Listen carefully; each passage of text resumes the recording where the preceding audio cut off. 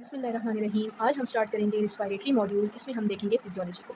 तो basically respiration का काम क्या है? रिस्पायरेशन का ये काम है कि उसने बॉडी को ऑक्सीजन प्रोवाइड करनी है एक एक सेल को, और जो मेटाबॉलिज्म के नतीजे में हमारे पास बॉडी में as a waste product carbon dioxide बनता है, उसको रिमूव करना है।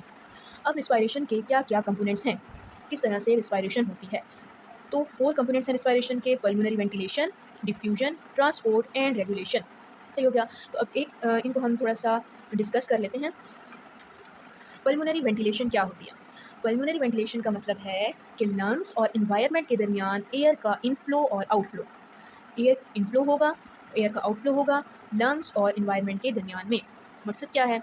मकसद ये है कि हमें बाहर से ऑक्सीजन चाहिए अपनी बॉडी में, और जो बॉडी में एक्स्ट्रा कार्बन डाइऑक्साइड है उसको हमने एक्सहेल आउट करना है। तो सिंपल जो एयर का एक्सचेंज है एनवायरमेंट और लंग्स के दरमियान में, वो पल्मोनरी वेंटिलेशन है। अब पल्मोनरी वेंटिलेशन में ऑक्सीजन हमारे लंग्स तक पहुँच गया, ठीक है, कार्बन डाइऑक्साइड बाहर चला गया। अब ऑक्सीजन पहुंच गया, इसके बाद क्या होगा? ऑक्सीजन के पहुंचने के बाद डिफ्यूजन होगी। एल्विलाई में ऑक्सीजन मौजूद है, तो एल्विलाई से ऑक्सीजन ब्लड में जाएगा और ब्लड से कार्बन डाइऑक्साइड एल्विलाई में आएगा। इस प्रोसेस को कहते हैं डिफ्यूजन। अब ब्लड तक पहुंच गया, ब्लड तक पहुंचने के बाद ब्लड से ऑर्गन्स में, टिश्यूज़ में और सेल्स में ये ऑक्सीजन पहुंचानी है, तो ये आ जाएगा हमारे पास ट्रांसपोर्ट। फिर रेगुलेशन में हम ये देखते हैं कि ये सब जो प्रोसेस हो रहा है पूरी बॉडी में, तो इसको कोई कंट्रोल कर रहा है, इसकी कोई रेगुलेशन हो रही है, तो वो सारा हम रेगुलेशन में देखेंगे। सही हो गया? अब ये हर एक जो कंपोनेंट है, इस पे एक पूरा चैप्टर है, ठीक है? सबसे पहले हम पल्मोनरी वेंटिलेशन पढ़ेंगे, फिर डिफ्यूजन पढ़ेंगे डिटेल से, फिर ट्रांसपोर्ट पढ़ेंगे और फिर रेगुलेशन इन डिटेल हम स्टडी करेंगे। अगर हम आ जाएँ सबसे पहले अब पल्मोनरी वेंटिलेशन पे। पल्मोनरी वेंटिलेशन हमने बता दिया कि क्या होती है, exchange of air between lungs and atmosphere. उसके लिए क्या करना होगा कि जो हमारा थोरेसिक केज है और लंग्स हैं, इसकी एक्सपेंशन और कंट्रैक्शन होगी। जब कंट्रैक्शन होगी तो एयर एक्सहेल आउट हो जाएगी, जब ये एक्सपेंड करेगा तो एयर इसके अंदर आ जाएगी। सिंपल। अब इसमें सबसे पहले हम ये देखते हैं कि ऐसे कौन से मसल्स हैं जो लंग्स और थोरेसिक केज की एक्सपेंशन और कंट्रैक्शन में इन्वॉल्व हैं। तो नॉर्मली हमारे पास जो इंस्पायरेशन और एक्सपायरेशन होती है, उसमें डायफ्राम मेन रोल प्ले करता है।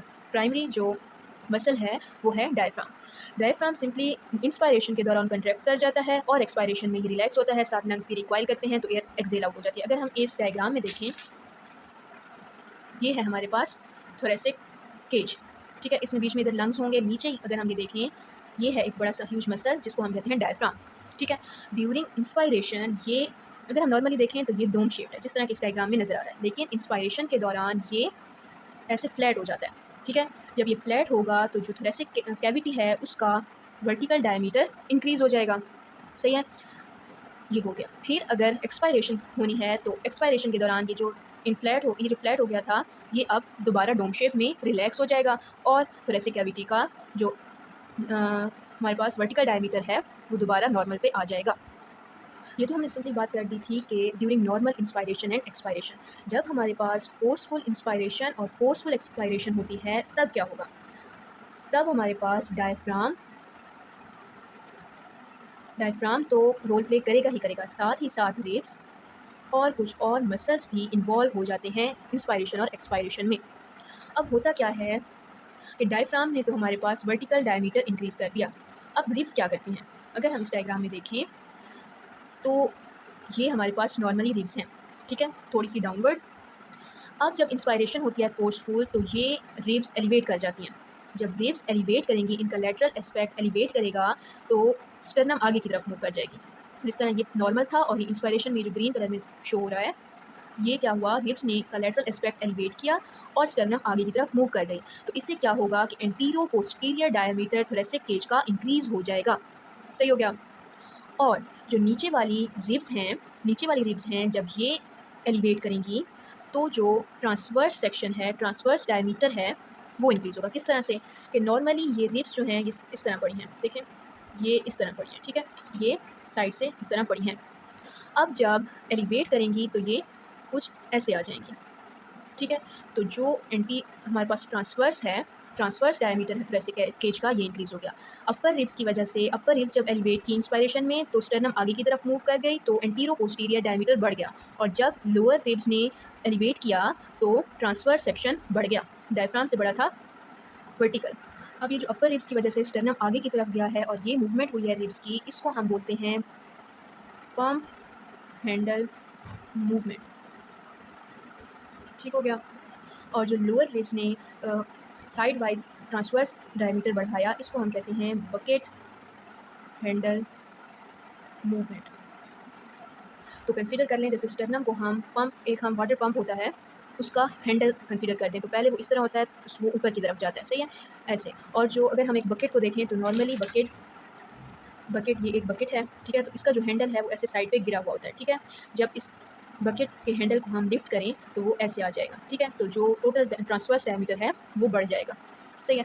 अब रिब्स तो बढ़ी, लेकिन रिब्स तो एलिवेट हुई, सॉरी, लेकिन रिब्स को एलिवेट किसने किया? उसमें हमारे पास कुछ मसल्स इन्वॉल्व होते हैं। अब वो कौन से मसल्स हैं? उसमें हमारे पास इंस्पायरेशन के लिए sternocleidomastoid muscle, scalenus muscle, external intercostal muscle, anterior serrati, ये सारे इन्वॉल्व होते हैं रिब केज की एलिवेशन के लिए, ठीक हो गया। तो इन्होंने थोरेसिक कैविटी का वॉल्यूम बढ़ा दिया, सही है। तो हमने इसमें ये देखा कि नॉर्मल इंस्पायरेशन में तो सिर्फ डायफ्राम कंट्रैक्ट होता है, जिसकी वजह से वर्टिकल डायमीटर थोरेसिक केज का बढ़ जाता है, लेकिन जब फोर्सफुल इंस्पायरेशन होती है तो डायफ्राम के साथ साथ रिब्स और और इसके अलावा कुछ मसल्स भी काम करते हैं रिब केज को एलिवेट करने के लिए। जब रिब केज एलिवेट होता है तो थोरेसिक कैविटी का एंटीरो पोस्टीरियर और ट्रांसवर्स डायमीटर इंक्रीज हो जाता है, ठीक है। तो इसका ऑपोजिट होगा एक्सपायरेशन में। नॉर्मली डायफ्राम की रिलैक्सेशन में की वजह से, यानी कि जब वो डोम शेप में वापस आ जाता है और लंग की रिकॉइल की वजह से नॉर्मल एक्सपायरेशन हो जाती है। लेकिन फोर्सफुल में क्या होता है, डायफ्राम तो रिलैक्स होता ही होता है, उसके अलावा हमारे पास रिब केज जो है वो दोबारा अपनी नॉर्मल पोजीशन में आ जाएगा, एंटीरो पोस्टीरियर डायमीटर डिक्रीज हो जाएगा, वर्टिकल डिक्रीज हो जाएगा, ट्रांसवर्स डिक्रीज हो जाएगा। इसके साथ साथ कौन से मसल, ये वाले मसल्स रिलैक्स हो जाएंगे। इसके अलावा हमारे पास दो और मसल हैं, एक रेक्टस एब्डोमिनस, एक इंटरनल इंटरकॉस्टल। अब देखिए, है हमारे पास forceful inspiration, sorry forceful expiration, तो ये पैसिव नहीं होती। सिर्फ ये नहीं कि इनके रिलैक्सेशन की वजह से ये प्रोसेस नहीं होगा, बल्कि इसके साथ साथ हमें कुछ फोर्स अप्लाई करनी पड़ेगी। तो वो फोर्स किस तरह कि रेक्टस एब्डोमिनस मसल और इंटरनल इंटरकॉस्टल मसल कॉन्ट्रैक्ट हो जाएंगे, ठीक है। तो इनकी कंट्रैक्शन से रिब केज डिप्रेस होगा, ठीक है। ये internal intercostal muscles rib cage को डिप्रेस करेंगे, रेक्टस एब्डोमिनस भी रिब केज को डिप्रेस करेगा। और जो रेक्टस एब्डोमिनस है ये एब्डोमिनल मसल है, सही है। तो ये एब्डोमिनल कॉन्टेंट्स पर को प्रेशराइज करेगा और एब्डोमिनल कॉन्टेंट्स ऊपर की तरफ मूव करेंगे और वो मजीद डायफ्राम को प्रेशराइज करेंगे, जिसकी वजह से जो एयर है वो एक्सहेल आउट हो जाएगी, ठीक है। तो ये था हमारे पास इंस्पायरेशन और एक्सपायरेशन में इन्वॉल्व होने वाले मसल्स।